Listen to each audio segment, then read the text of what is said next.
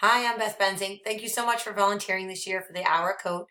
This year, the kindergarten classes and first grade classes will be using iPads in their classroom. So you'll check in at the main office and then go report directly to your child's classroom. The kindergarten classes are only going to have 30 minutes. The first grade classes will have an hour. So for the most part, the kindergarten classes will probably just get to that first activity. And then the first grade classes will get to that first activity and maybe possibly a second and third. So to start the class, ask them for their eyes forward. They don't need to be putting on their headphones or touching their iPads. As soon as they do this, you will lose them. So it's probably really important for them to keep their eyes up front. Feel free to introduce yourself and maybe feel free to share with them how you use coding in your line of work, or to just simply say that this is a special week where students and people all across the world are participating in activities that you're going to be participating in today. Now you want to show them what their first activity is. And all the students, I would recommend you start with the foos. Now, for you as the facilitator, you can access the foos in one of two ways. If you have the computer, the teacher desktop, then you're going to have to go to the school district website and then go to WES. And all the activities are in the link that's at the bottom of the WES homepage under the WES Kids Hour Code activities.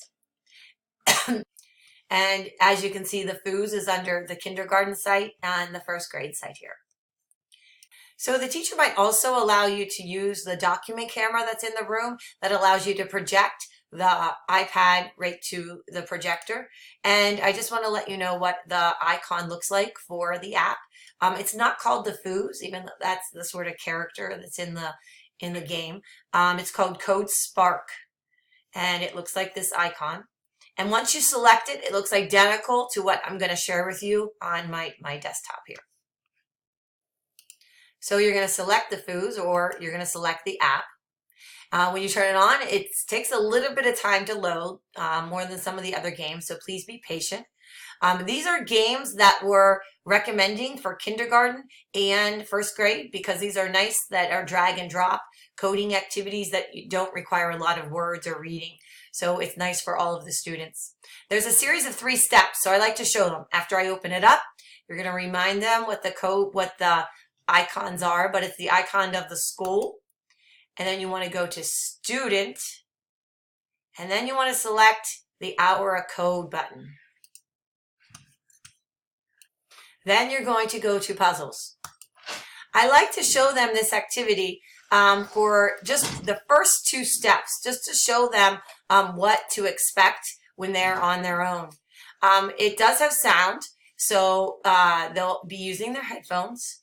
And every time you want to encourage them to sort of always try to click on something that is, blinking, or maybe they'll always show you some hints. And in this case, it looks like the hint is to move the little icon right here. So after you move the icon to get it to get started, you want to click then the little policeman to try to get the donut. And let's see if this works. I like to show them one more step before they go loose to reiterate a really important aspect of coding. You're going to select the right, right arrow. And I'm going to try to get the policeman to go to the right. And then when I select the policeman, it looks like the policeman doesn't get to the donut. So this is going to happen when you're coding. It's not going to work out. Now, right now, there's only 2 steps involved, but eventually there's many steps involved. And if they don't get it, they encourage them to persevere and to say, that's okay. What did happen and what can I try again? In this case, you want to encourage them to understand where to start over, and that's the button right up here. So if they want to start over, they can select this little arrow and try again. And in this case, we want to go 2 buttons to the right. So now it's time to get started. You ask them to get their headphones on and try to find the app icon for Code Spark. And then I would again encourage them to follow the steps of the school, and then the student button, and then the hour code button, and then they want to go to puzzles. So that 4 steps is sort of a lot. So you may want to model that for them as they turn on their own devices.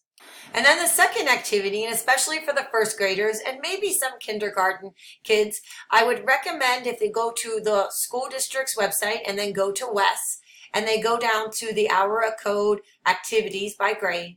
The second activity that I recommend is make a Flappy game. Sometimes called Flappy Birds in some cases, but that's the second icon here and the fourth icon here. And I want to give just one piece of advice. You don't need to give too many directions because there's going to be directions through the videos. But the one piece of advice I have for the iPads is when they do, these are the icons and the code buttons that they need. They're going to have to do a flap and then make a sound. But when they do this in a computer screen, they select run and then click, click, click, click, click to have a success. But in the iPad, keep in mind, you're going to select run with your, by tapping run, but then you just got to tap, tap, tap, tap, tap the screen, with your finger to get it. You're not really clicking. You're just tapping the screen. So that's it for me. If you have any questions, please feel free to reach out to myself or Lindsay, and have a wonderful Hour of Code.